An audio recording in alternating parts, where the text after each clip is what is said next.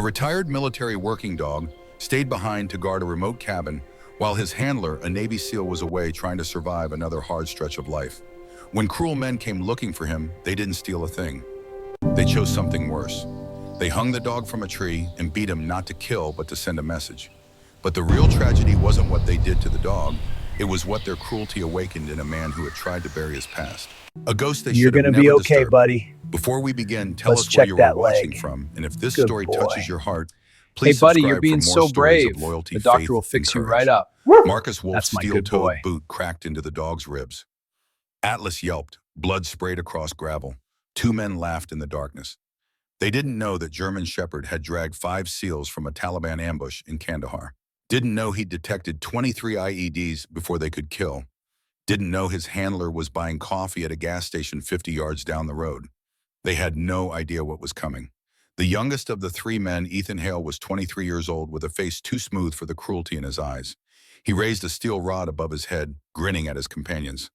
"This is for the boss," he said, and brought it down hard. Atlas tried to stand.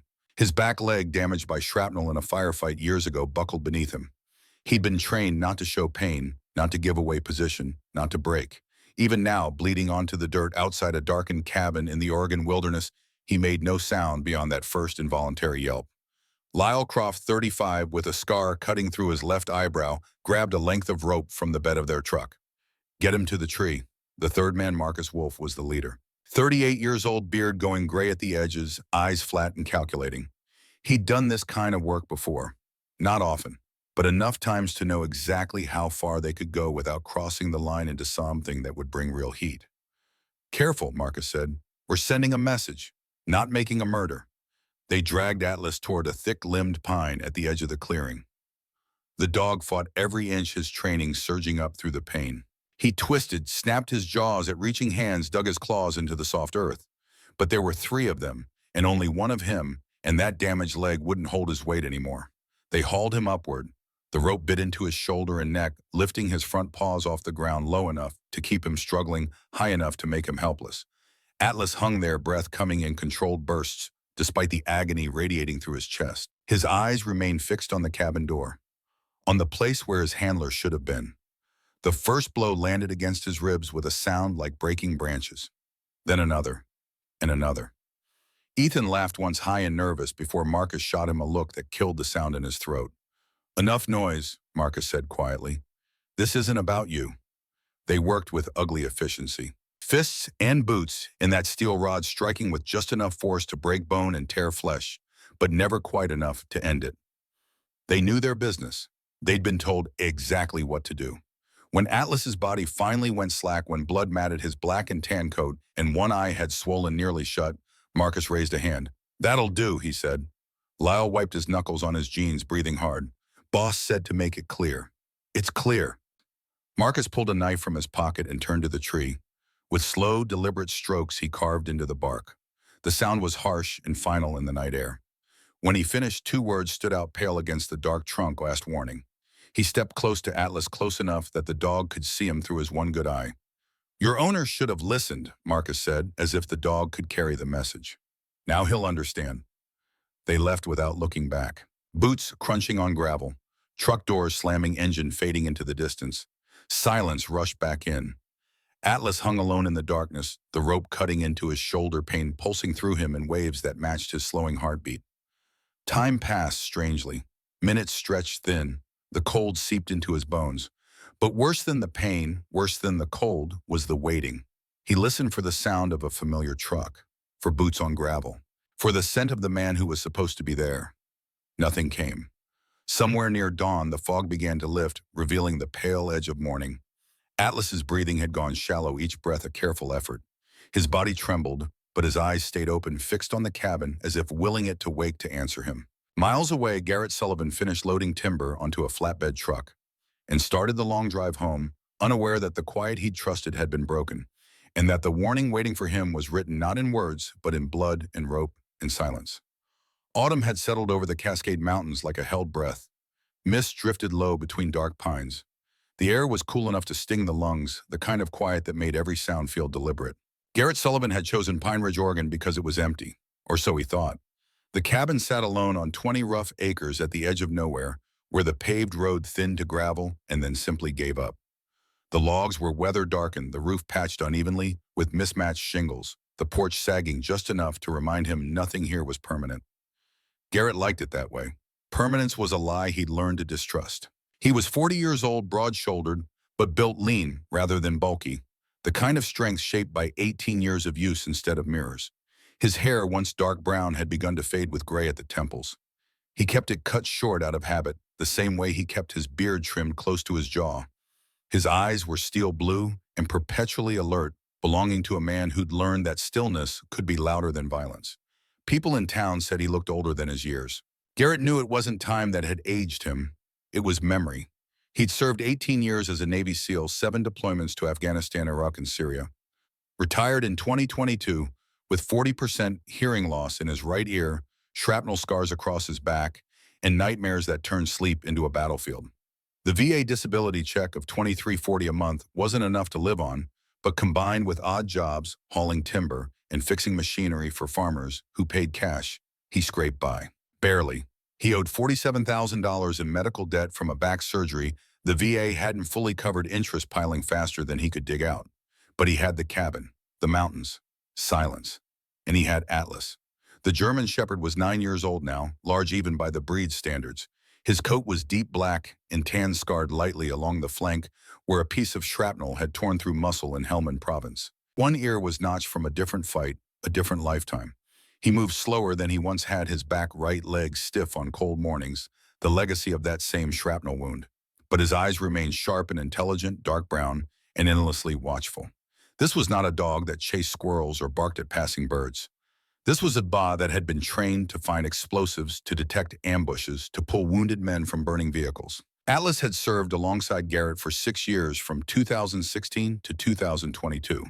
They'd been a team in the truest sense, not master and pet, but partners. Brothers in everything but blood.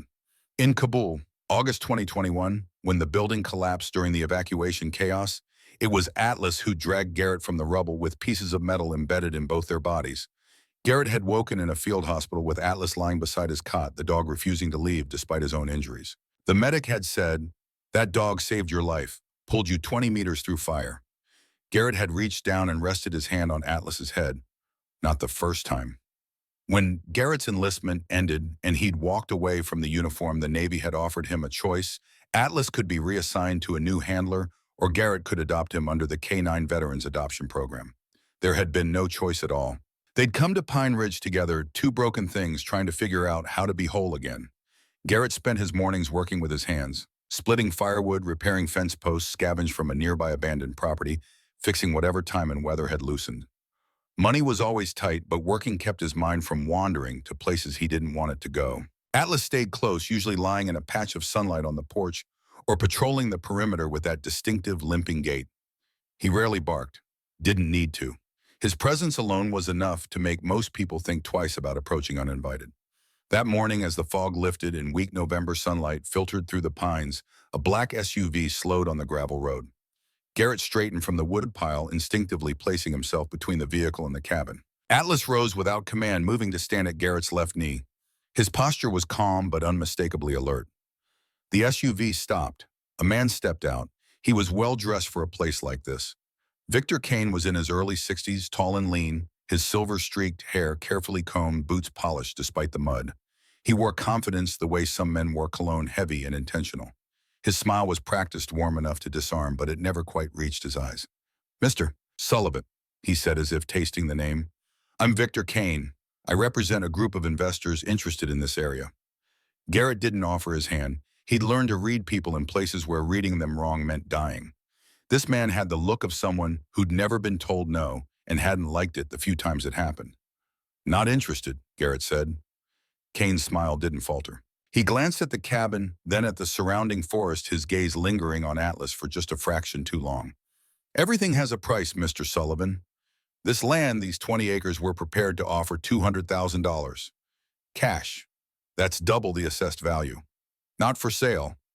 Progress is coming to Pine Ridge whether folks want it or not." Kane's voice remained light conversational. "Resort development, high-end vacation properties. This whole valley will be transformed within 5 years. People who get in early will do very well. People who don't, he shrugged. Well, they tend to get left behind. And Garrett's expression didn't change. I said no. Kane looked at Atlas again, and this time his smile sharpened into something else, something colder. War dogs, he said softly. They never really retire, do they? Always on guard, loyal to the end. He paused deliberately. Dogs don't live forever, Mr. Sullivan. 10 years is about average for a shepherd, especially one with health issues. The threat hung in the air between them, unspoken but unmistakable. Garrett took a single step forward, not aggressive, just enough to close the distance. When he spoke, his voice was quiet and level. Leave. Don't come back. For a moment, something flickered in Kane's eyes. Recognition, maybe. The understanding that he was standing in front of a man who'd done violence and would do it again if pushed. Then the smile returned, smooth as oil. Think about my offer, Kane said, climbing back into the SUV. Things have a way of getting complicated for people who refuse to adapt. The vehicle pulled away, dust curling in its wake. Atlas watched until it vanished around the bend, then sat ears still high. Garrett stood there for a long moment, his jaw tight. He'd come to Pine Ridge to disappear, to live small, to let the noise of the world fade into the background. He'd been a fool to think it would last. The next 3 weeks passed like a slow-turning screw, each rotation adding pressure. First, it was small things. The mailbox at the end of the drive was knocked over a boot print, clear in the soft earth beside it. Garrett found a spent shotgun shell on the porch steps placed deliberately where he'd step on it. A warning. A promise. Then his truck. All 4 tires slashed while he was inside the hardware store in town. The window on the driver's side smashed with a rock that had been left on the seat with a note scrawled in marker last chance. The sheriff's deputy who responded was young, maybe 25, with a face that said he'd rather be anywhere else. He took photos, filled out a report, and told Garrett there wasn't much they could do without evidence. Probably just kids, the deputy said, not meeting his eyes. Garrett didn't argue. He knew better. This wasn't kids. This was pressure applied with precision designed to make him feel isolated and vulnerable. One Tuesday evening, his phone rang. Dr. Nora Whitmore. She was 58, a veterinarian who ran a small practice on the outskirts of Pine Ridge. Tall and gray-haired, she carried herself with the straight-backed posture of someone who'd spent 20 years in the Army Veterinary Corps before retiring to civilian life. Garrett, she said without preamble, someone came by the clinic today asking about Atlas. White male, 50s or 60s, expensive suit, wanted to know his medical history, his age, whether he had any chronic conditions. Garrett's hand tightened on the phone. What did you tell him? Nothing. Told him client confidentiality applies to animals too, and that he could take his questions somewhere else. She paused. But Garrett, be careful. That man wasn't making small talk. He was gathering information. I know. Do you need help? I'll handle it. But thank you, Nora. He hung up and looked at Atlas, who was lying near the wood stove, head resting on his paws. The dog's eyes were open, watching Garrett with that steady, unblinking gaze that seemed to see straight through him. They're trying to scare me, Garrett said quietly, through you. Atlas's tail thumped once against the floor. The call came on a Friday morning. A timber company in Idaho needed a hauler for an emergency job. 3 days of work, $2,800 cash. The foreman was apologetic. Another driver had quit without notice, and they were desperate. Garrett stood in the cabin, phone to his ear, doing the math in his head. $2,800 would cover the interest payment on his credit cards, with enough left over to fix the truck's broken window and buy groceries for the month. He looked at Atlas. The dog had lifted his head, ears forward, as if he could sense the decision being made. Garrett hated leaving him. In 3 years, he'd never been away from the cabin for more than a day. But the money was too good to pass up, and he told himself it was only 3 days. 72 hours. What could happen in 3 days? He accepted the job. The night before he left, Garrett prepared the cabin with the kind of methodical care he'd once used to prepare for missions. He filled Atlas's water bowl and left out 3 days' worth of food in sealed containers measured and labeled. He checked the simple alarm system. He'd rigged motion sensors that would send a text to his phone if triggered. Nothing fancy, but better than nothing. He walked the perimeter of the property with Atlas at his side, checking the fence line, looking for signs of disturbance. Everything was quiet. The forest breathed around them, pine-scented and cold. Back inside, Garrett knelt in front of Atlas and rested his forehead against the dog's head. Atlas leaned into him, solid and warm. 3 days, Garrett murmured. Same as always, you watch the house, I come back. That's the deal. Atlas pressed his muzzle into Garrett's chest, and for a moment they stayed like that, two broken soldiers holding each other up. "I won't let anything happen to you," Garrett said. "I promise." It was a promise he had no way of keeping. He left before dawn, the truck's headlights cutting through the pre-morning darkness. In the rearview mirror, he could see Atlas standing at the edge of the porch, silhouetted against the cabin's lit window. By the time the sun rose, Garrett was 200 miles away, heading north toward Idaho, and a job that would keep him away just long enough for everything to fall apart. Atlas stood on the porch long after the sound of the truck had faded. Then he turned and began his patrol, limping along the familiar routes he'd walked 1,000 times before, guarding a place that was about to be invaded by men who didn't know what kind of war dog they were coming for. The first day passed without incident. Atlas moved through his routine with military precision patrol, at dawn rest in the sun patrol, at midday rest, again patrol, at dusk. His leg ached more than usual in the cold, but he ignored it the way he'd been trained to ignore discomfort. The second day was the same. Quiet. Still. The second night was when everything changed. Ruth Aldridge lived half a mile down the road in a small farmhouse she'd owned for 40 years. She was 68 years old, white-haired and work-hardened, with hands that had raised goats and chickens and 3 children. Her husband had died in 2018, leaving her alone with the land and the animals and the kind of loneliness that settles into your bones. She'd met Garrett exactly twice. Once at the general store where they'd nodded politely. Once when her truck had broken down near his property and he'd stopped to help, refusing payment, his manner quiet and courteous. She liked him, liked that he kept to himself and didn't make trouble. She walked her property every morning at dawn, had done so for decades. It was routine, ritual, the way she stayed connected to land that had been in her family for 3 generations. On that particular morning, with frost still white on the grass and her breath misting in the cold air, she heard something that didn't belong.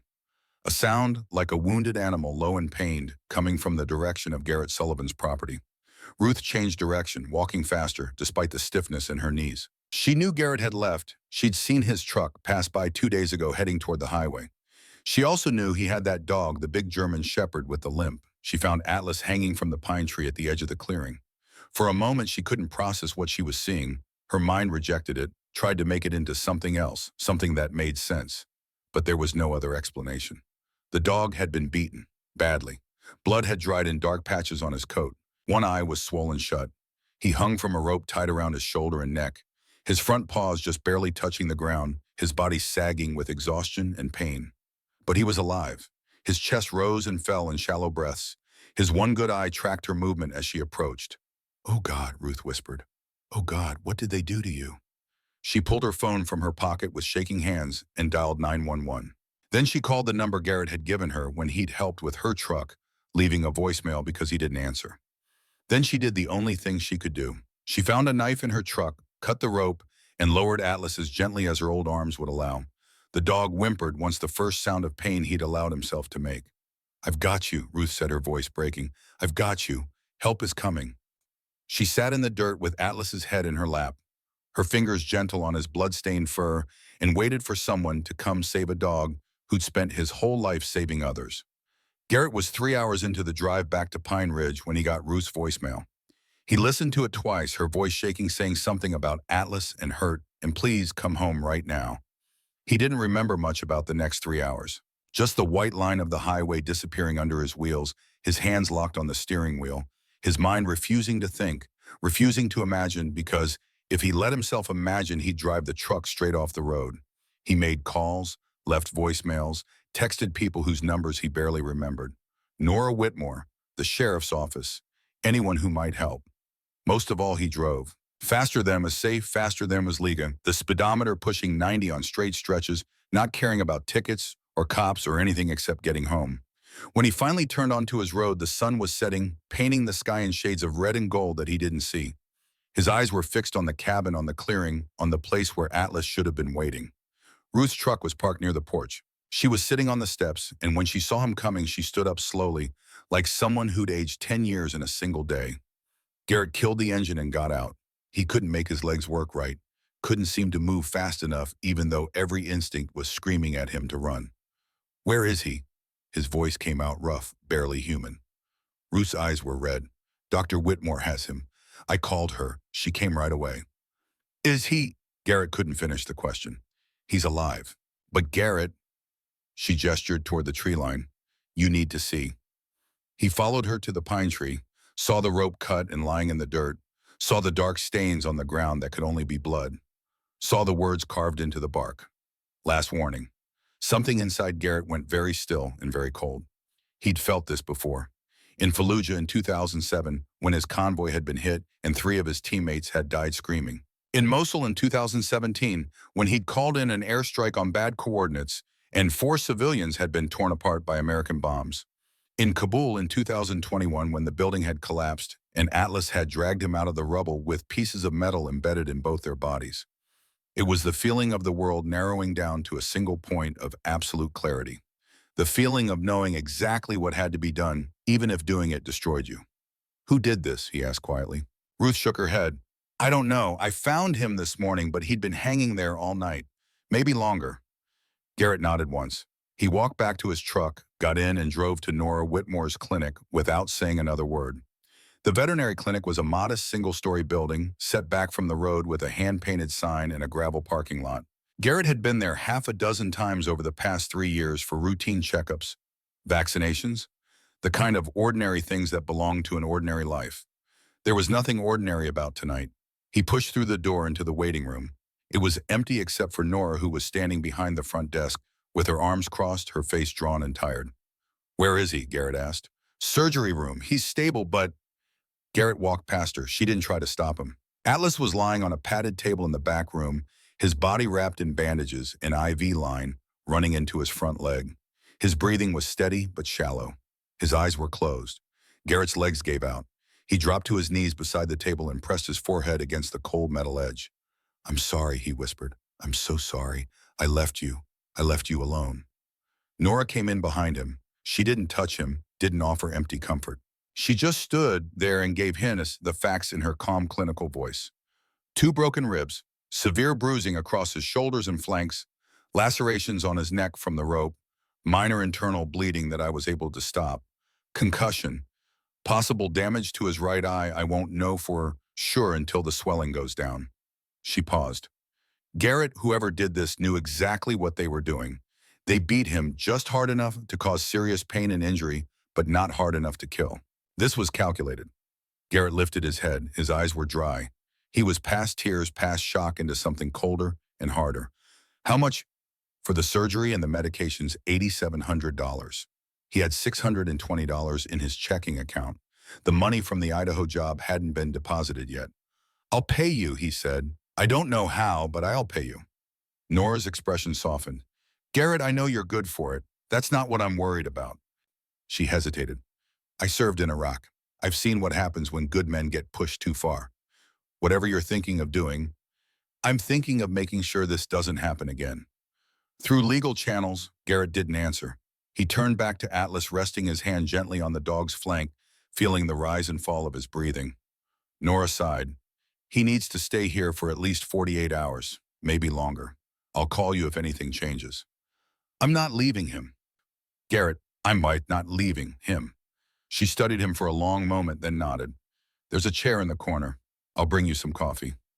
Garrett sat, kept his hand on Atlas, watched the shallow rise and fall of the dog's chest, and made promises in the silence of his own mind.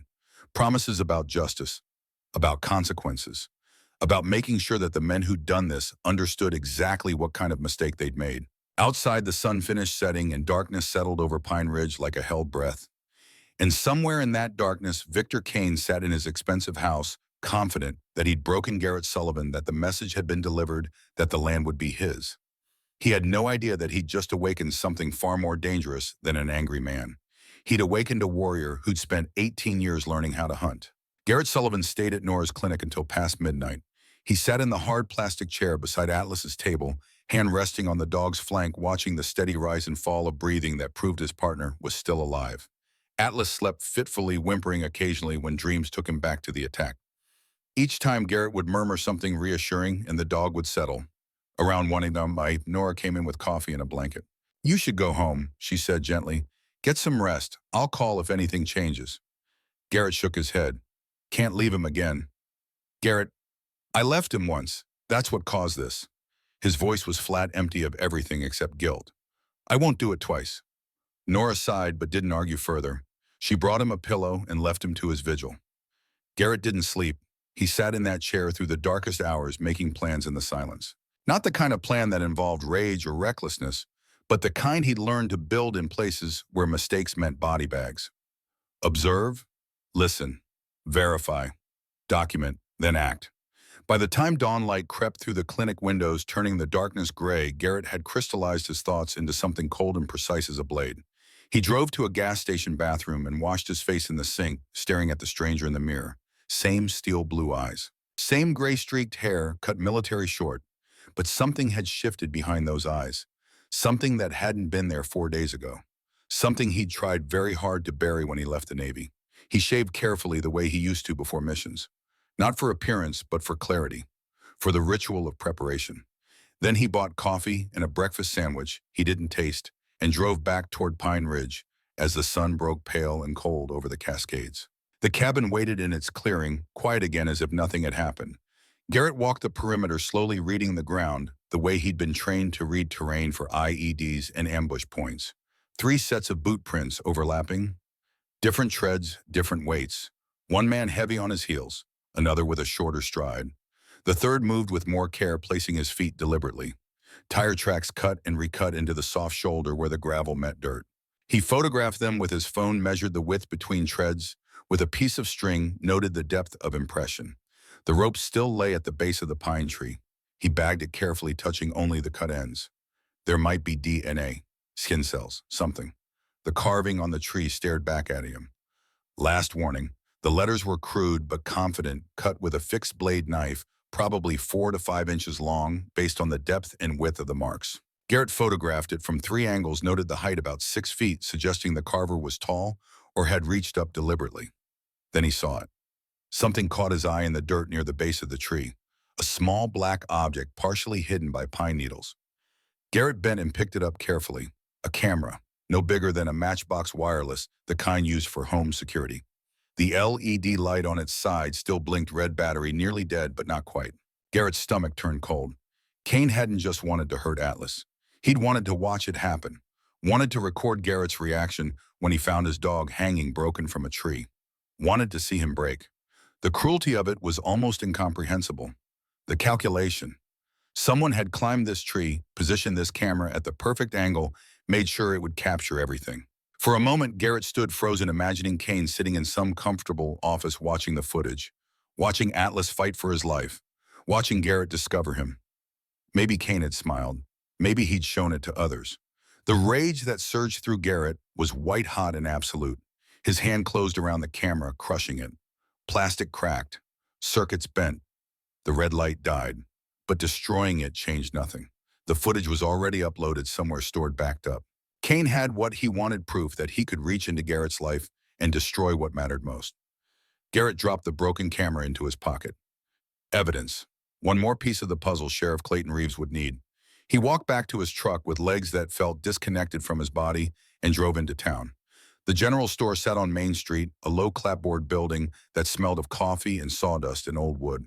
Garrett had been inside maybe 5 times in 3 years, always in and out, quickly avoiding conversation. Today he lingered. The owner was a round-shouldered man in his 60s named Harold, with kind eyes behind wire-rimmed glasses and a thinning cap of gray hair. He nodded politely when Garrett entered, then returned to counting change at the register. 2 women were talking near the coffee pot. One was maybe 45, wearing a fleece jacket and mud-stained jeans. The other was older, 70 at least, with white hair pulled back in a careful bun. Garrett poured coffee and pretended to examine bags of jerky on a nearby shelf, listening.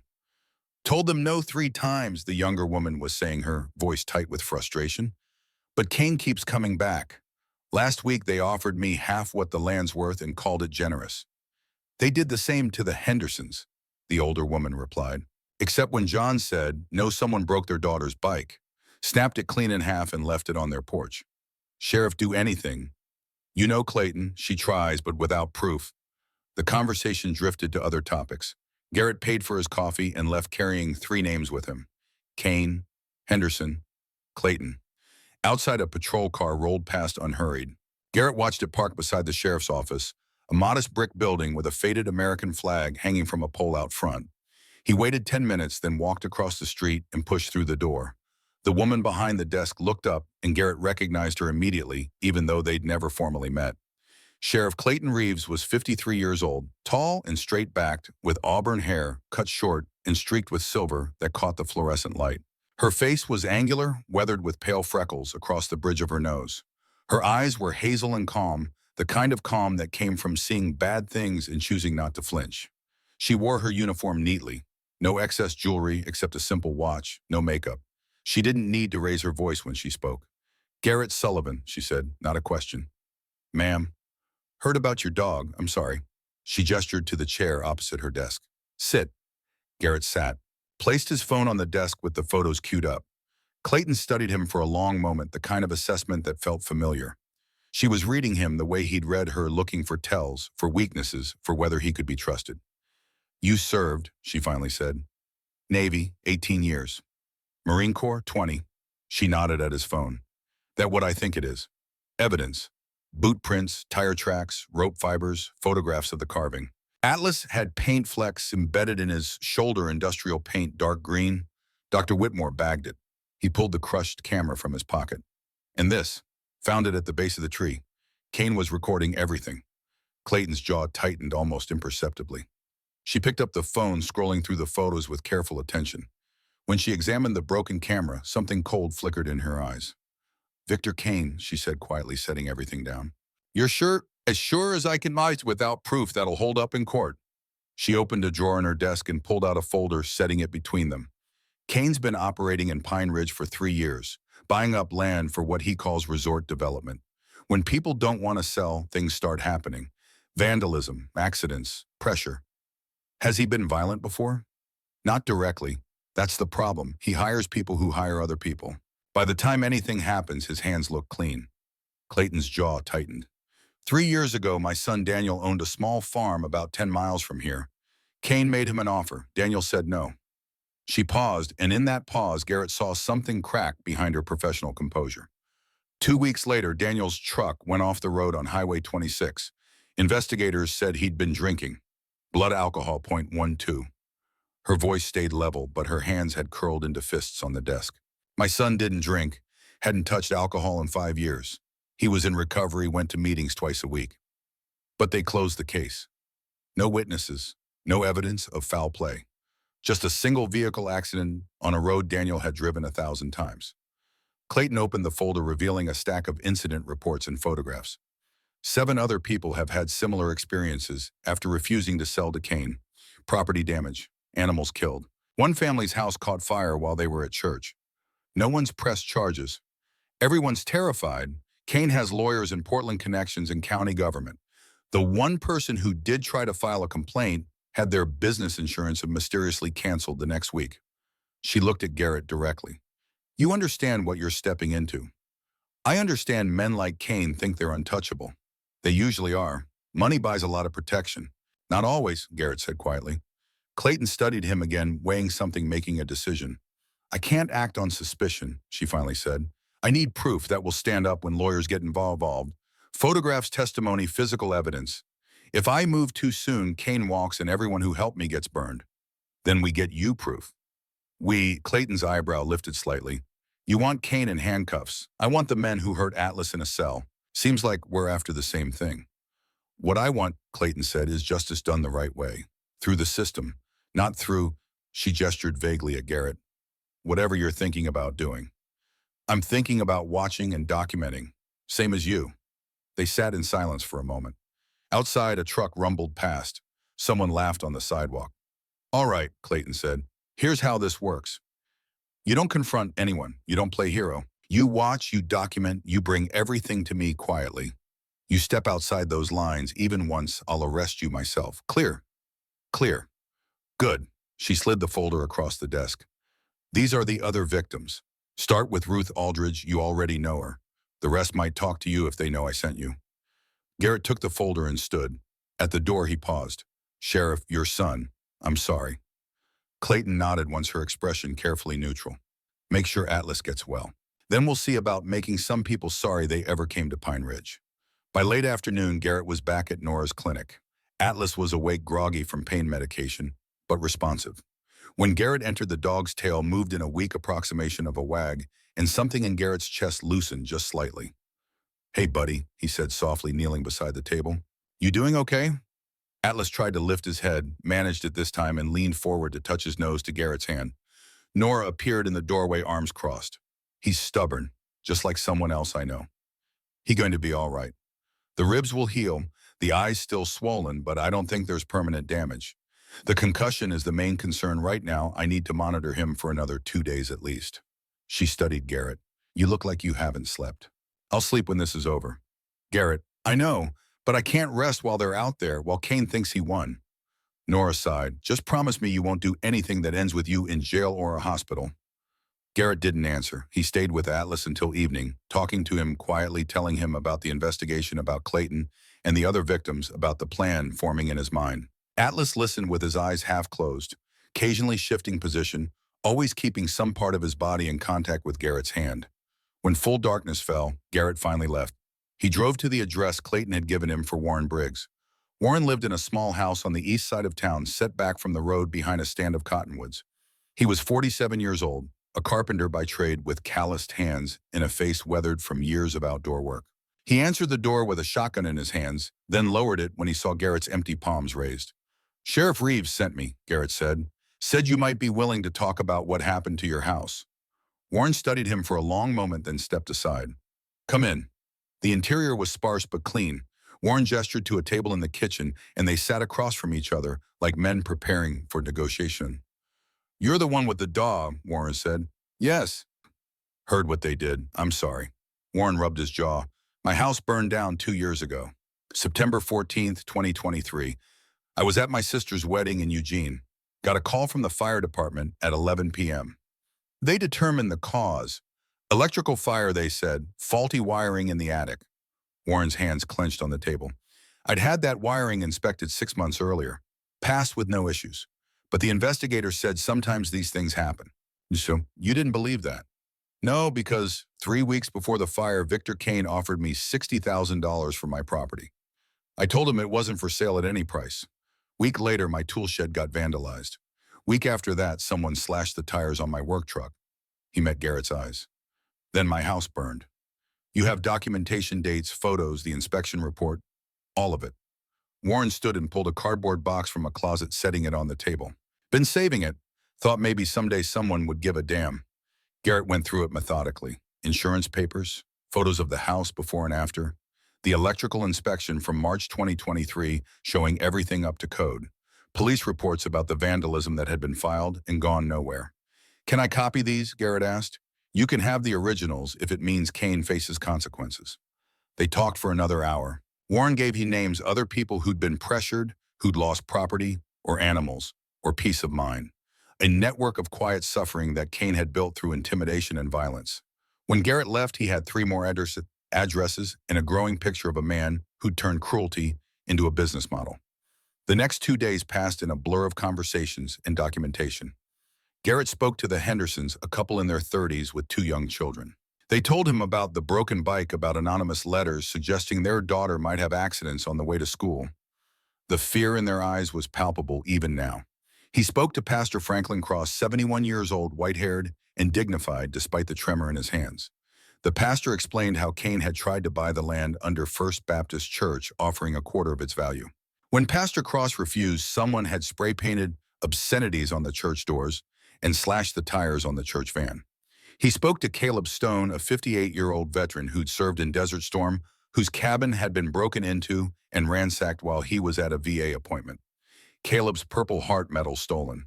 His grandfather's watch gone. Things that had no monetary value, but meant everything.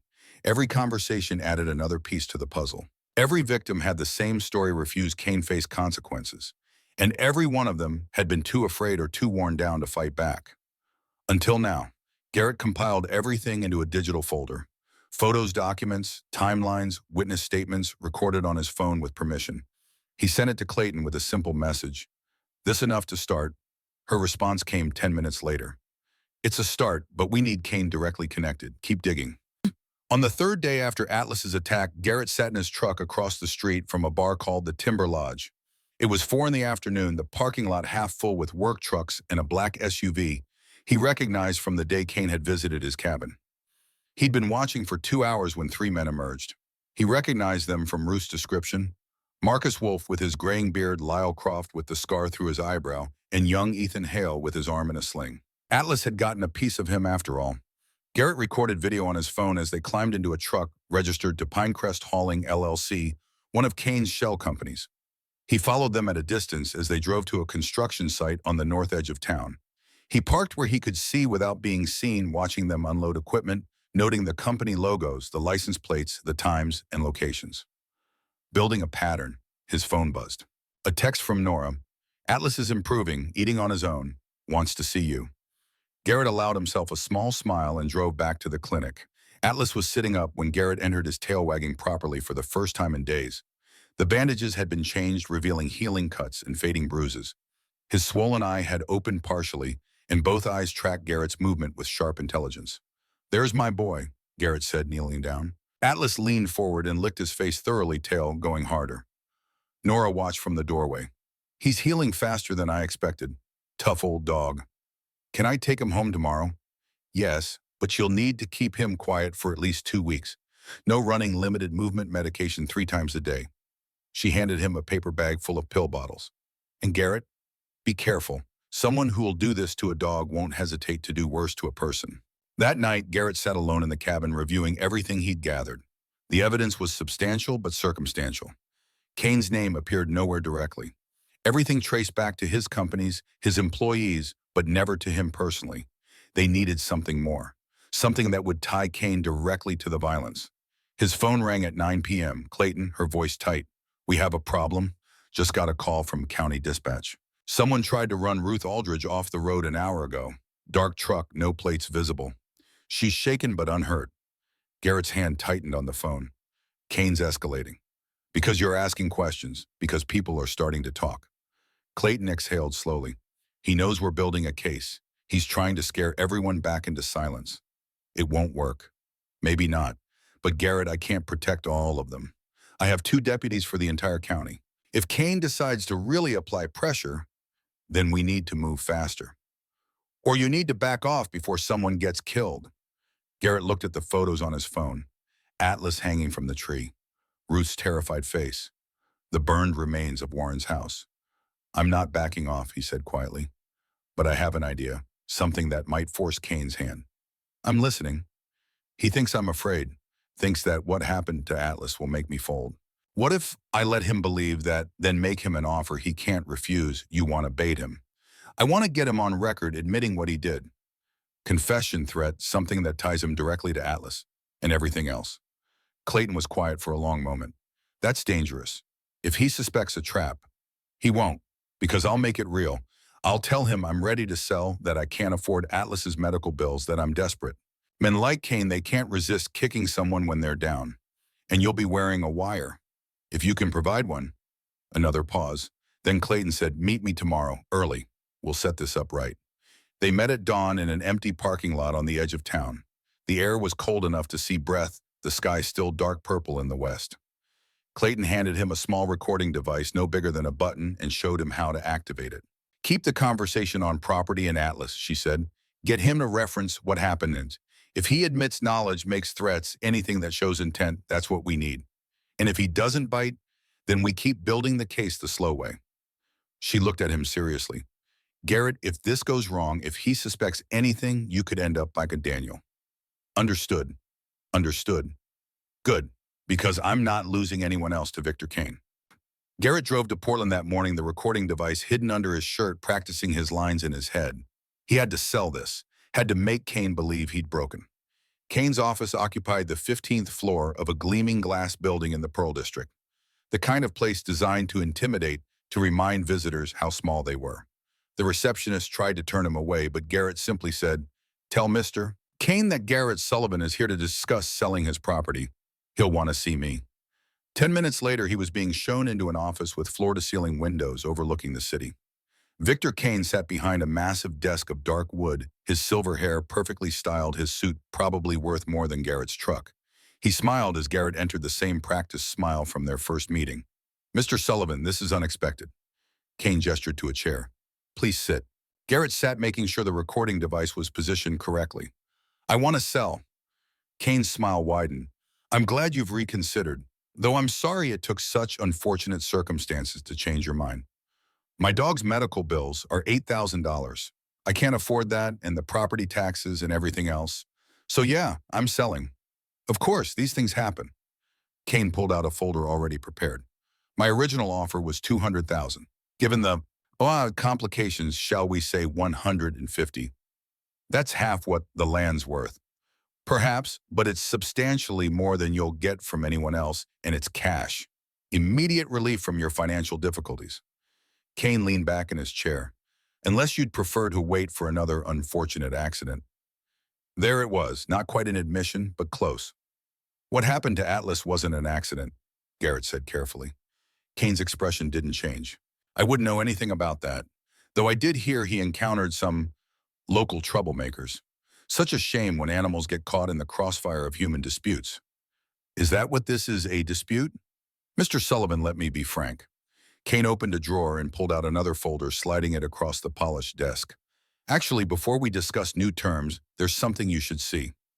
Garrett opened the folder. Inside was a document he recognized, the land survey form Kane had presented during their first meeting. Except it wasn't just a survey anymore. Attached to it was a purchase agreement, his signature clearly visible at the bottom. I never signed this, Garrett said, keeping his voice level even as his pulse quickened. Oh, but you did, right here. Kane tapped the signature line with one manicured finger. That survey form you initialed, read the fine print, page 3, paragraph 7. Preliminary agreement to sell upon completion of environmental assessment, which was completed 2 weeks ago. Garrett's blood went cold. He'd signed that paper without reading it, trusting that it was what Kane claimed. A mistake, a rookie mistake that Kane had counted on. This won't hold up in court, Garrett said. Probably not, but it will tie you up in litigation for 2, maybe 3 years. Legal fees you can't afford, court costs, expert witnesses. By the time a judge finally rules in your favor, if they rule in your favor, you'll be bankrupt. Atlas's medical bills alone will force you into foreclosure. Kane leaned back, smiling with the confidence of a man who'd played this game 100 times. Or you could sign a legitimate contract today. 150,000. Walk away clean. Start fresh somewhere else. Take that dog and find some quiet place where no one bothers you. It was a trap with no good exit. Classic Kane, using the legal system itself as a weapon, drowning victims in procedures they couldn't afford to fight. But Garrett had one advantage Kane didn't know about: the recording device hidden under his shirt was capturing every word. Pine Ridge is changing whether the locals like it or not, Kane continued. I represent progress. People who resist progress tend to suffer unfortunate setbacks. Your dog, Warren Briggs' house, Daniel Reeves's tragic accident. He paused deliberately. These things don't have to continue. All you need to do is sign a piece of paper. Garrett felt his pulse quicken, but kept his expression neutral. You're saying if I don't sell, something else will happen. I'm saying that accidents tend to follow people who make poor decisions. Your dog survived this time. Next time, Kane shrugged. Well, German Shepherds are old at 9. Their hearts give out sometimes, especially after trauma. The threat was clear, recorded, admitted. Garrett stood slowly. I'll think about it. Kane's smile faltered slightly. I'd recommend not thinking too long.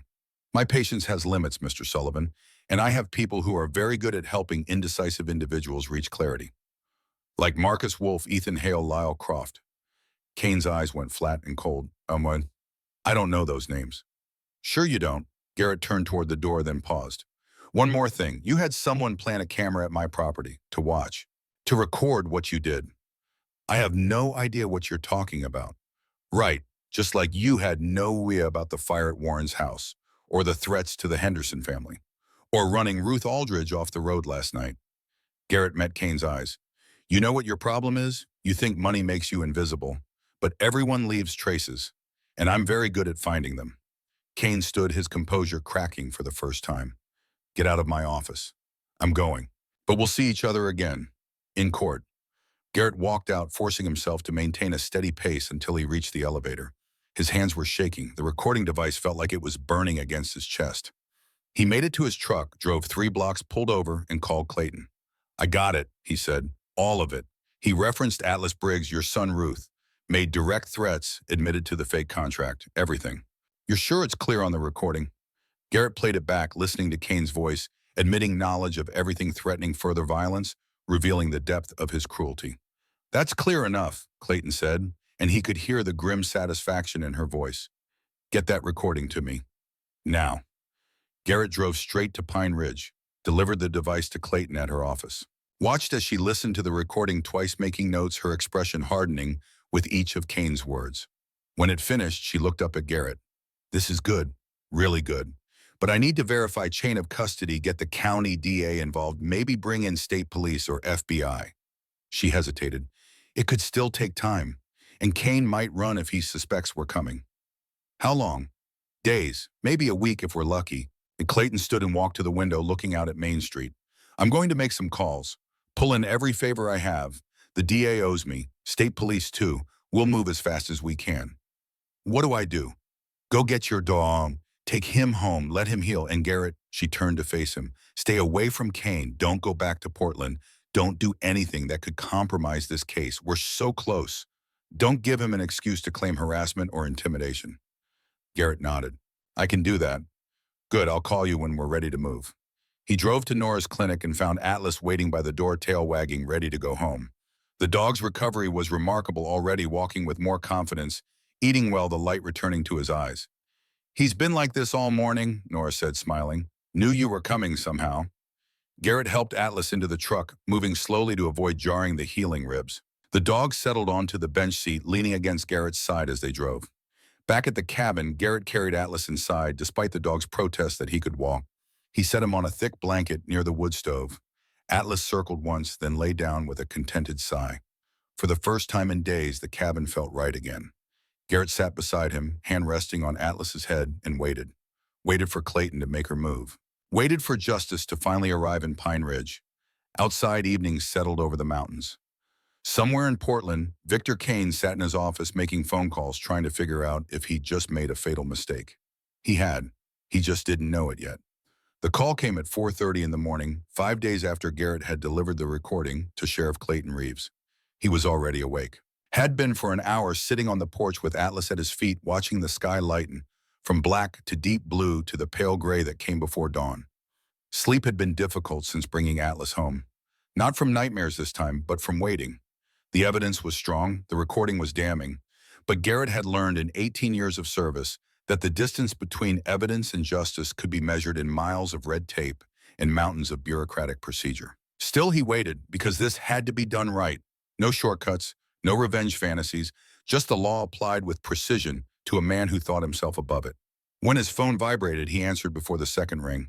It's happening, Clayton said without preamble. FBI is moving at 6 a.m. County D. A fast-track the warrants based on your recording, plus the evidence we compiled. State police are providing support. Garrett's hand tightened on the phone. Atlas lifted his head, ears forward, sensing the shift in his handler's energy. How many agencies? Enough that Kane won't slip through. They're hitting his office in Portland, his house in Lake Oswego, and 4 properties here in Pine Ridge simultaneously. Coordinated takedown. She paused. You should stay home. Let us handle this. I need to see it. Garrett, I won't interfere, but I need to see him answer for what he did. Wow, Clayton sighed, the sound carrying 3 years of grief and frustration, and finally the possibility of closure. Fine, but you stay in your vehicle, you stay out of the way, and if anyone asks, you're just a concerned citizen. Clear. Clear. Kane's house, 6:15, don't be late. She hung up. Garrett sat there for another minute, feeling something shift inside his chest. Not satisfaction yet. That would come later if it came at all. This was something else. The sense of a weight beginning to lift, of a promise about to be kept. He looked down at Atlas. The dog was watching him with those dark, intelligent eyes, head tilted slightly as if asking a question. We got him, boy, Garrett said quietly. They're moving this morning. Atlas's tail thumped once against the porch boards. Garrett went inside, made coffee he didn't drink, checked his watch every 2 minutes. At 5:45, he helped Atlas into the truck. The dog was moving much better now, still stiff but healing, with the resilience of a warrior who'd survived worse. They drove toward Lake Oswego through the pre-dawn darkness. Kane's house sat on 2 acres of manicured lawn overlooking the lake, a modern architectural statement of glass and steel worth at least $4 million. The kind of place designed to announce success, to separate its owner from ordinary people struggling with ordinary problems. The gate at the end of the long driveway was closed, but Garrett could see movement beyond it. Vehicles gathering in the darkness. Shadows moving with purpose. He parked on the street 100 yards away, engine off, and waited.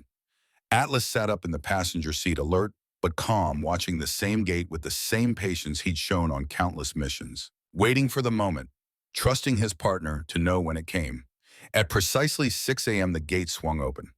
4 black SUVs rolled through like a mechanized fist, followed by 2 marked county sheriff's vehicles and a state police cruiser.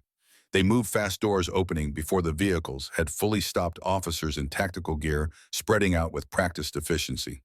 Garrett watched through his truck's windshield as they approached the house. Saw lights flick on inside bright rectangles against the dimming darkness. Heard the faint sound of shouting, though he couldn't make out words from this distance. 3 minutes later, the front door opened and Victor Kane emerged in handcuffs. Even from a distance, Garrett could see the rage on his face. Kane was saying something, his mouth moving rapidly, probably demanding lawyers and making threats and invoking connections that no longer mattered. But the FBI agents flanking him weren't listening. They guided him toward one of the SUVs with the impersonal firmness of people who'd done this 1,000 times, who understood that money and influence ended the moment the cuffs went on. Kane saw Garrett's truck as they walked him past. Their eyes met across 100 yards of expensive landscaping. Garrett didn't smile, didn't wave, just sat there with his dog beside him, a man who'd promised to protect what mattered and had kept that promise despite everything Kane had thrown at him. Kane's face contorted with fury and he lunged forward, shouting something that got lost in the distance. The agents caught him, easily pushed him into the SUV, closed the door on whatever threats he was making. Clayton appeared from one of the sheriff's vehicles. She spoke briefly with an agent, then walked to the edge of the property and made a phone call. Garrett's phone buzzed 30 seconds later. "He's in custody," Clayton said. "Marcus Wolf, Lyle Croft, and Ethan Hale are being picked up as we speak. It's over." Garrett closed his eyes, let out a breath he felt like he'd been holding for days. "Thank you," he said. "Thank yourself. Without that recording, we wouldn't have enough." Clayton's voice softened slightly. "How's Atlas getting stronger every day?" "Good. Come by the office this afternoon. There'll be paperwork, and the DA will want to meet you. Special Agent Morrison from the FBI will probably want to talk too." "I'll be there." Garrett sat in the truck for another 10 minutes watching as investigators went in and out of Kane's house, carrying boxes of documents and computer equipment. Then he started the engine and drove back to Pine Ridge. Atlas pressed against his side, warm and solid and alive. "Justice boy," Garrett murmured, scratching behind the dog's ears. "Finally." News spread through Pine Ridge like wildfire carried on wind. By noon, Garrett's phone had buzzed with a dozen messages from people he barely knew. Ruth Aldridge called to cry with relief, her voice breaking as she thanked him over and over. Warren Briggs stopped by the cabin with a bottle of whiskey and a handshake that lasted a full minute, his calloused carpenter's hands trembling slightly. Pastor Franklin Cross invited him to Sunday service, said the whole congregation wanted to offer prayers of thanksgiving. Garrett declined politely. He wasn't ready for crowds or gratitude or being treated like some kind of hero. He'd just been a man protecting his dog. Anyone would have done the same, except they wouldn't have. That was the point. That was why Kane had operated for 3 years with impunity. What he needed was quiet. Time for Atlas to heal completely. Time to process what had happened and what came next. But the world had other plans. That afternoon, when Garrett arrived at the sheriff's office, he found Clayton behind her desk with 2 people he didn't recognize. One was a woman in her late 40s, dark-haired with gray at the temples, wearing a suit that said federal agent before she even showed her credentials. The other was a man in his early 50s, balding, wearing wire-rimmed glasses, and carrying a leather briefcase that looked expensive. "Mr. Sullivan," the woman said, standing to shake his hand. Her grip was firm, professional. "Special Agent Diane Morrison, FBI. I wanted to thank you personally. Your recording was instrumental in building our case against Victor Kane." She gestured to the man beside her. "This is Assistant District Attorney Richard Holland. He'll be prosecuting." Holland shook Garrett's hand as well, his grip softer but no less earnest. "The recording you obtained is remarkable, Mr. Sullivan. Clear, unambiguous admissions of criminal conspiracy, extortion, and terroristic threatening. Combined with the physical evidence Sheriff Reeves compiled, we have an extraordinarily strong case." Garrett nodded, feeling oddly detached from the conversation. These people were talking about legal strategy and prosecution timelines, but all he could think about was Atlas hanging from that tree, blood dripping onto frozen ground. How long until trial, he asked. That depends on whether Kane takes a plea deal, Holland said. Given the strength of our evidence, I expect his attorneys will advise him to negotiate. But if he insists on going to trial, he shrugged. 4 to 6 months, probably. And the others, Wolfcroft Hale. Already talking, Morrison said with grim satisfaction. Ethan Hale broke within 2 hours of being arrested, gave us details on 12 other incidents we didn't even know about. Marcus Wolf is holding out, but Lyle Croft just took a plea deal this morning. 15 years in exchange for testimony against Kane. Clayton spoke up from behind her desk. What Morrison's too polite to say is that your case connected to something much bigger. The FBI's been tracking Kane for 11 months. Money laundering, wire fraud, racketeering across 4 states. They had the financial crimes mapped out, but couldn't get anyone to testify about the violence. Everyone was too scared. And now, Garrett asked? Now they're lining up, Morrison said. Funny how courage becomes contagious once the monster's in a cage. They talked for another hour about timelines and testimony and what Garrett should expect from the legal process. Holland assured him the preliminary hearing would be straightforward, just describe what happened to Atlas. Authenticate the recording and answer basic questions. Kane's lawyers will try to make you look like you entrapped him, Holland warned. They'll claim you manipulated the conversation, that you were acting as an agent of law enforcement without proper authorization. Will that work? Not a chance. You were a private citizen gathering evidence of crimes committed against you. The recording is admissible. And frankly, Mr. Sullivan, juries love stories about dogs, especially military dogs, especially when the defendant tortured one to send a message. Garrett left the sheriff's office as evening approached, his head spinning with legal terminology and procedures. But beneath the complexity, the reality was simple. Kane was in custody. His organization was collapsing. Justice was finally grinding forward. He drove back to the cabin and found Atlas waiting on the porch, tail wagging. The dog had started doing short patrols again, limping along the fence line, reclaiming the territory that had been violated. Garrett sat beside him on the porch steps, watching the sunset over the mountains. It's really over, boy, he said quietly. They got all of them. Atlas leaned against him, solid and warm, and they sat together as darkness fell. The weeks that followed passed in a strange rhythm of legal proceedings and slow healing. Atlas grew stronger day by day, the limp in his gait lessening, his energy returning. He still couldn't run the way he used to, probably never would, but he could patrol the perimeter of the cabin, and that seemed to satisfy him. Garrett testified at the preliminary hearing in early December. He sat in a witness box in a courtroom that smelled of wood polish and old paper, and described finding Atlas hanging from the tree. Described the medical bills, the camera, the conversation with Kane. The prosecutor, a woman named Sarah Chen, 46 years old with dark hair pulled back in a severe bun and eyes that missed nothing, played the recording for a courtroom full of people who listened in absolute silence. Chen had spent 15 years with the Oregon Department of Justice prosecuting white-collar crime and had a reputation for dismantling cases that looked unwinnable. Her opening statement lasted 12 minutes and laid out Kane's empire of cruelty with surgical precision. Kane sat at the defense table, flanked by 3 expensive lawyers in suits that probably cost more than Garrett's truck. His face was a mask of controlled fury, but when the recording reached the part where he'd threatened Atlas's life, something flickered in his eyes. Recognition that he'd made a fatal mistake. The judge, a woman in her 60s named Patricia Chambers with gray hair and a reputation for fairness, bound Kane over for trial without hesitation. The evidence presented today suggests a pattern of criminal behavior extending over several years, she said, her voice carrying the weight of 30 years on the bench. Mr. Kane, you will remain in custody without bail pending trial. This court finds substantial risk of flight and witness intimidation. Kane's lead attorney objected strenuously, argued about his client's ties to the community and lack of prior criminal record. Judge Chambers was unmoved. Your client allegedly orchestrated the torture of a military service dog and threatened numerous witnesses. He has significant financial resources and documented connections in multiple states. Bail is denied. Marcus Wolf, Lyle Croft, and Ethan Hale took plea deals. Wolf got 15 years, Croft got 12. Hale, who'd cooperated extensively, got 10. They'd be old men when they got out, their lives reduced to the same smallness they'd tried to inflict on others. Kane refused to plea, insisted on his innocence despite the mountain of evidence. His lawyers filed motion after motion, trying to suppress the recording, trying to argue entrapment, trying to delay the inevitable. It didn't work. The trial began in late January, 18 degrees outside, snow on the mountains, the courtroom heated to uncomfortable warmth. Garrett attended every day, sitting in the back row with Atlas at his feet. The judge had allowed it after prosecutors argued that the dog was central to the case.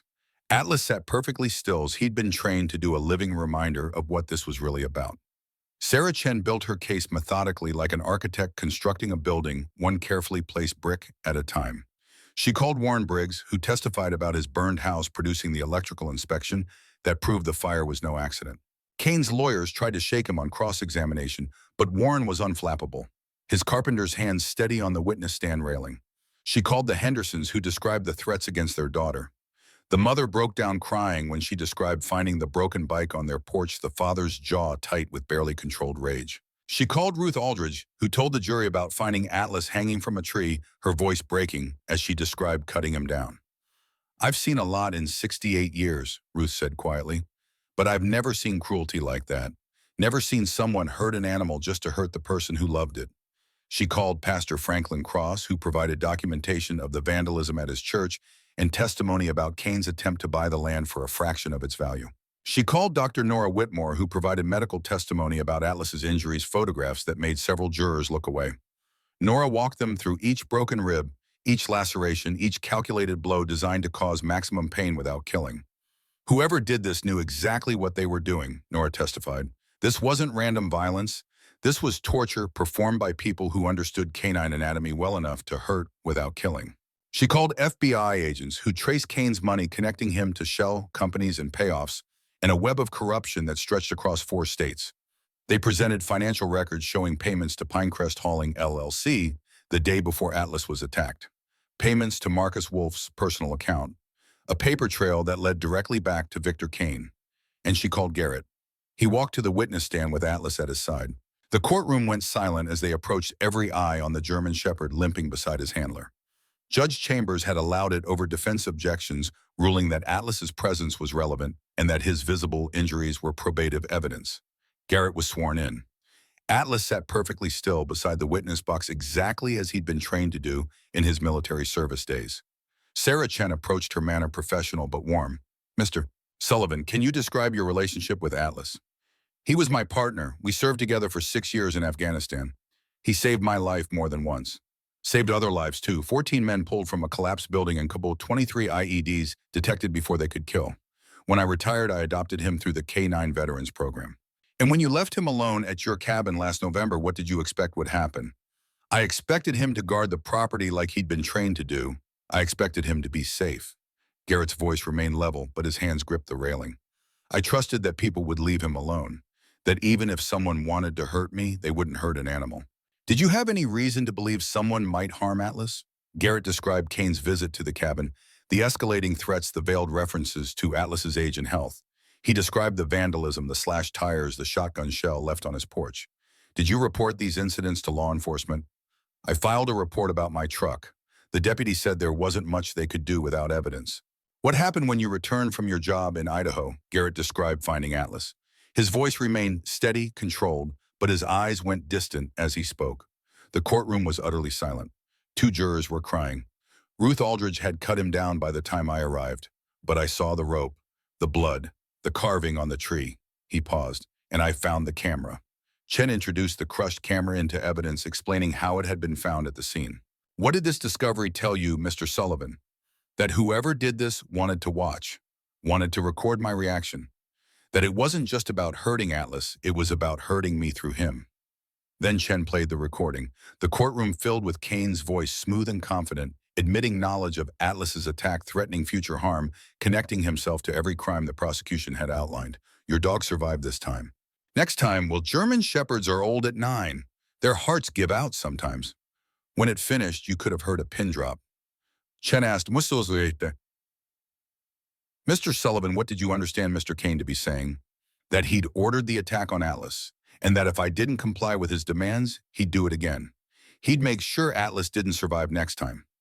Kane's lead attorney, a man named Douglas Brennan, who'd flown in from Seattle, expensive suit and expensive haircut, and 30 years of defending wealthy criminals, cross-examined aggressively. He tried to paint Garrett as a vigilante seeking revenge, tried to suggest the recording was manipulated or taken out of context, tried to make Garrett seem like an unstable veteran with PTSD who couldn't be trusted. Garrett had been interrogated by better than a Portland defense lawyer. He answered every question calmly, never raising his voice, never losing his composure. Isn't it true, Mr. Sullivan, that you went to Mr. Kane's office with the specific intent to entrap him? I went to gather evidence of crimes committed against me. But you were working with Sheriff Reeves, weren't you? Acting as an agent of law enforcement? I was a private citizen documenting threats made against me and my property. Your property being a dog. Atlas isn't property. He's my partner. And yes, I was documenting threats against him. Brennan tried several more angles, but none of them landed. By the time Garrett stepped down, even the defense attorney looked deflated. The trial lasted 3 weeks. The jury deliberated for 6 hours. Garrett was at the cabin when Clayton called with the news. He'd been splitting wood, trying to keep his hands busy, trying not to think about 12 strangers in a room deciding whether justice meant anything. Guilty, Clayton said, and he could hear her voice breaking. All 47 counts, every single one. Garrett sat down heavily on the porch steps. Atlas pressed against his leg, sensing the emotion his handler was barely containing. When's sentencing? 2 weeks. Judge Chambers doesn't waste time. Good. They sat in silence for a moment, connected by phone across 10 miles and 3 years of fighting for this moment. Daniel would be proud, Clayton finally said. You finished what he started. We finished it, Garrett corrected. All of us. Sentencing came on a cold February morning. Garrett attended along with Ruth and Warren and Pastor Cross and a dozen other victims who'd found the courage to speak. The courtroom was packed. Judge Chambers entered and everyone stood. She didn't waste time with preliminaries. Mr. Kane, you have been found guilty by a jury of your peers on 47 counts, including extortion, conspiracy, animal cruelty, terroristic threatening, wire fraud, and racketeering. Do you have anything to say before I impose sentence? Kane stood, his expensive suit rumpled from weeks in county jail, his silver hair less perfectly styled. I maintain my innocence, he said stiffly. I will appeal this miscarriage of justice. Judge Chambers looked at him with an expression that suggested she'd heard this speech 1,000 times and was no more impressed now than she'd been the first time. Mr. Kane, she said, you systematically terrorized an entire community for personal profit. You hurt animals, destroyed property, and quite possibly caused the death of at least one person. You showed no mercy to your victims. This court will show none to you. She paused, letting that sink in. On the counts of racketeering and wire fraud, this court sentences you to 15 years in federal prison. On the counts of extortion and conspiracy, an additional 12 years. On the count of aggravated animal cruelty, 5 years. She looked at him directly. These sentences will run consecutively, not concurrently. That's a total of 32 years in federal prison with no possibility of parole. Kane's face went white. His lawyers immediately began talking about appeals, but everyone in the courtroom knew the truth. Victor Kane was 62 years old. He'd die in prison. Judge Chambers wasn't finished. Furthermore, all properties and assets obtained through your criminal enterprise are hereby forfeited. The funds will be distributed to your victims as restitution for damages incurred. She brought her gavel down with a sharp crack that echoed like a gunshot. This court is adjourned. Outside the courthouse, reporters clustered around the victims. Garrett avoided them, walking to his truck with Atlas limping beside him. But Clayton caught up before he could leave. There's one more thing, she said, slightly out of breath from hurrying across the parking lot. The restitution funds, based on your medical bills and the trauma to Atlas, you're entitled to compensation. Substantial compensation. I don't want Kane's money. It's not about what you want. It's about making you whole. Clayton handed him an envelope. The victim services coordinator will be in touch. But Garrett, use it. Get Atlas the best care available. Fix your truck. Pay off your debts. You earned this. He took the envelope without opening it. What about the others? Everyone's getting something. Warren's rebuilding his house. The Hendersons are putting their kids through college. Ruth's starting a fund for other victims of property crimes. Clayton smiled slightly. Good things because of what you started. What you started? Garrett corrected. I just recorded a conversation. You did a lot more than that. You gave people hope, showed them that standing up matters. She paused and her voice softened. Daniel would have done the same thing. I think that's why I helped you. Felt like finishing what he started. They stood in the parking lot, two veterans who'd lost too much but refused to lose everything. Thank you, Garrett said finally. Thank you. He drove back to Pine Ridge as evening settled over the mountains, Atlas asleep on the seat beside him, the envelope still unopened on the dashboard. 3 days after the sentencing, Garrett drove to Pinewood Cemetery on the eastern edge of Pine Ridge. He'd asked Clayton for the location, and she'd texted back a simple pin drop without questions. Daniel Christopher Reeves, 1996 to 2022. Beloved son, faithful friend. The headstone was granite simple and dignified. Someone Clayton probably kept fresh flowers there. This week it was white roses, their petals edged with frost. Garrett knelt in the grass feeling awkward but compelled. Your mother got him, he said quietly as if the young man 6 feet below could hear. Kane's going to die in prison. 32 years, no parole. He's done. The wind moved through the cemetery pines carrying the scent of snow and distant wood smoke. She's strong, your mom, stronger than she probably lets on. Helped me when she had every reason not to, when she could have walked away and protected herself. Garrett paused, searching for words. I'm using the restitution money to build something. A sanctuary for military dogs. Figured maybe that's something you'd have supported. Way to make meaning out of all this. He stood feeling the ache in his knees, the weight of 40 years lived hard. Rest easy. He can't hurt anyone else now. When Garrett turned to leave, Clayton was standing by the cemetery gate beside her patrol car. She'd changed out of uniform jeans, a simple gray jacket, her auburn hair loose around her shoulders. She looked younger somehow. Or maybe just less burdened. She walked over, moving slowly, and stood beside him, looking at her son's grave. I come here every Sunday, she said. Tell him about my week, about the cases I'm working. Probably sounds crazy. No, Garrett said. It sounds right. They stood in silence for a moment, two people who'd lost too much but refused to lose everything. Thank you, Clayton finally said, for giving me the chance to finish what Daniel started. For being brave enough to stand when standing was dangerous. Thank you for believing me, for fighting alongside me. Clayton turned to face him fully. The sanctuary. You'll need help getting it off the ground. Permits, inspections, all the bureaucratic nonsense. I know people. County supervisor owes me a favor. I'd appreciate that. And Garrett, she offered a small, genuine smile. Daniel would have liked you, would have been proud to call you friend. The words hit harder than Garrett expected. He nodded, not trusting his voice. They walked back to their vehicles together, and when Clayton drove away, Garrett felt something he hadn't felt in years, the sense that he wasn't carrying the weight alone anymore. That community, real community, was something worth building, worth protecting, worth fighting for. Spring came slowly to Pine Ridge, arriving in increments of melting snow and greening trees and warmer mornings that didn't hurt to breathe. Garrett used the restitution money carefully, paid off his debts first, all $47,000, plus the medical bills from Atlas's treatment.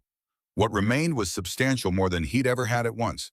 The property adjacent to his cabin had belonged to one of Kane's shell companies.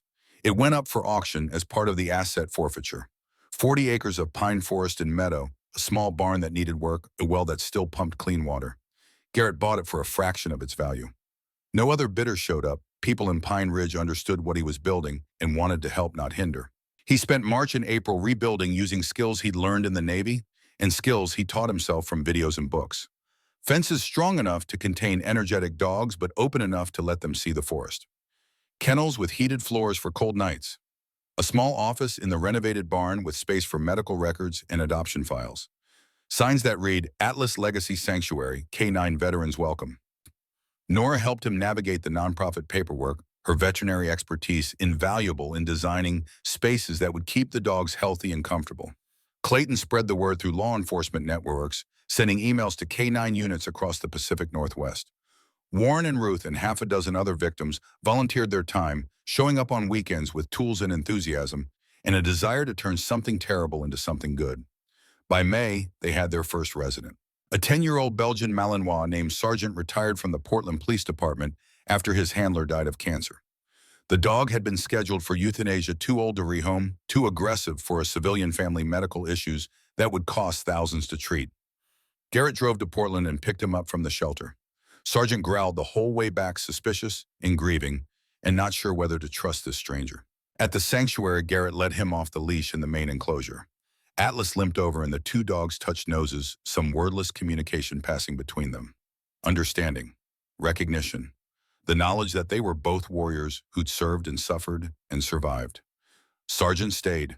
Then came a German Shepherd from Eugene, an 11-year-old female named Dakota who'd served with the Army in Iraq and come home with vision problems and arthritis. A Labrador from Seattle who'd lost his handler to suicide and refused to eat for anyone else. A mixed breed from Spokane with 3 legs and PTSD that made him afraid of loud noises. Each dog carried wounds visible and invisible. Each had given years of service and received abandonment in return. At Atlas Legacy Sanctuary, they found peace. Word spread through the tight-knit community of military dog handlers and law enforcement canine units. Donations arrived, bags of premium dog food, medical supplies, monetary contributions from people who understood what these animals had sacrificed. A veterinary clinic in Portland offered free care for any dog the sanctuary took in. A local feed store provided supplies at cost. The county waived permit fees. By June, they had 11 dogs.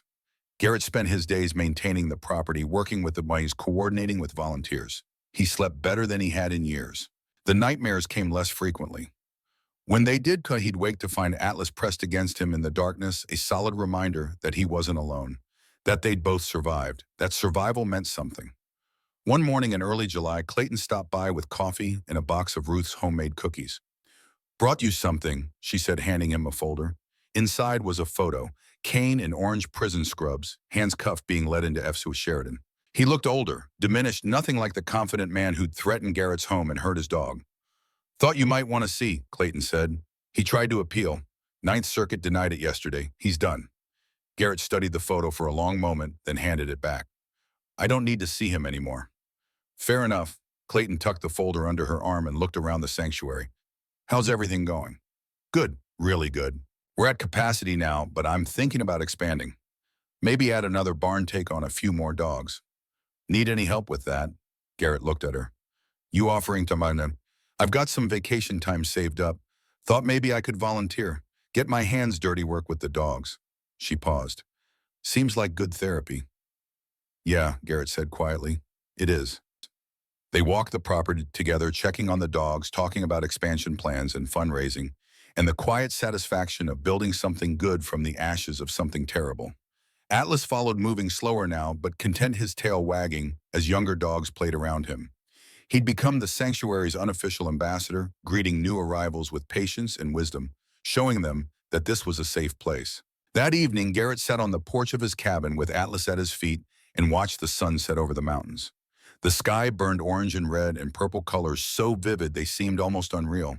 He thought about the past months, about pain and justice and the long road from one to the other, about the people who'd stood with him when standing was dangerous, about the Buenos sleeping peacefully in the sanctuary barn, safe because someone had finally said enough. His phone buzzed. A text from Nora. "New intake tomorrow. 7-year-old GSD from Tacoma. Handler killed in line of duty. You have room." Garrett texted back, "Always." He set the phone down and rested his hand on Atlas's head. The dog leaned into him, warm and alive, and exactly where he was supposed to be. "We did it, boy," Garrett said quietly. "We actually did it." Atlas's tail thumped against the porch boards. People sometimes asked Garrett if he believed in miracles. He'd think about Atlas hanging from that tree, broken and bleeding, but refusing to quit. He'd think about a community of strangers becoming family. He'd think about justice arriving when it seemed impossible. And he'd say yes, but miracles don't fall from the sky. They're built by people who refuse to accept that evil should win. They're built by loyalty that won't break, by courage that won't bend, by ordinary people doing extraordinary things because someone has to. God doesn't promise easy roads, Garrett had learned, but he walks beside us. And sometimes he sends a four-legged angel to remind us we're never truly alone. The Bible says in Proverbs 12, verse 10, "The righteous care for the needs of their animals." Garrett understood that now in a way he never had before. Caring for Atlas had saved them both. Building the sanctuary was saving others. Not just the dogs, but the veterans who volunteered there, who found purpose in service again. The community that had rallied around them, discovering their own strength. It was all connected, all part of something larger than any individual act of courage or kindness. As darkness settled over Pine Ridge, Garrett looked up at the emerging stars and thought about everyone who'd made this possible. About Daniel Reeves, who'd stood his ground and paid with his life, but whose sacrifice had planted seeds of resistance. About Clayton, who'd turned grief into determination. About Ruth and Warren and Pastor Cross and all the others who'd been brave enough to speak. And about Atlas, who'd endured unthinkable cruelty and come out the other side, still capable of love, still willing to trust. "Thank you," Garrett whispered to whatever power governed the universe. "For second chances. For justice. For him." Atlas stirred, lifting his head to look at Garrett with those dark, knowing eyes. Then he stood stretched carefully, and walked to the edge of the porch to watch the sanctuary barn where his new pack was settling in for the night. 11 dogs who'd served their country and been cast aside. 11 warriors finding peace in their final years. Tomorrow there would be 12.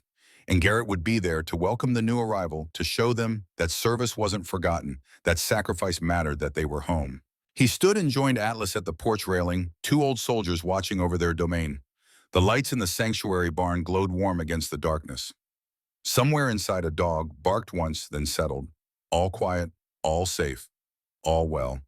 In that moment, standing on a weathered porch in the Oregon wilderness with his best friend beside him and the sanctuary full of rescued souls sleeping peacefully, Garrett Sullivan finally understood what it meant to be home. Not a place.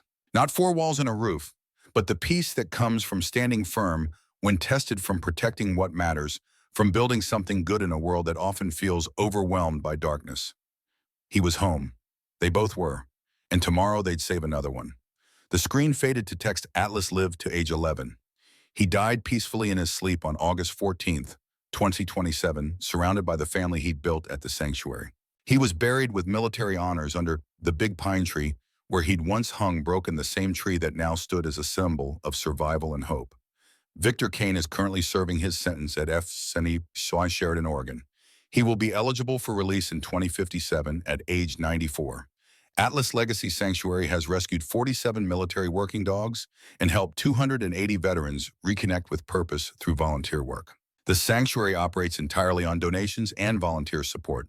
If you know a veteran or military working dog in need, visit atlaslegacy.org. To every veteran watching, your service matters. Your sacrifices are seen. You are not forgotten. To every person fighting darkness in their own way, stand firm. The truth will prevail. May God bless you and keep you. May He give you the courage to protect what you love and the strength to stand when standing is hard. Subscribe for more stories of courage and faith. Comment below. What would you fight for? Where are you watching from? And remember, when good people stand together, even the powerful must answer for their crimes. God bless our veterans. God bless our K9 heroes. God bless America. The screen faded to black, leaving only the sound of wind through pine trees and the distant bark of a dog greeting the morning.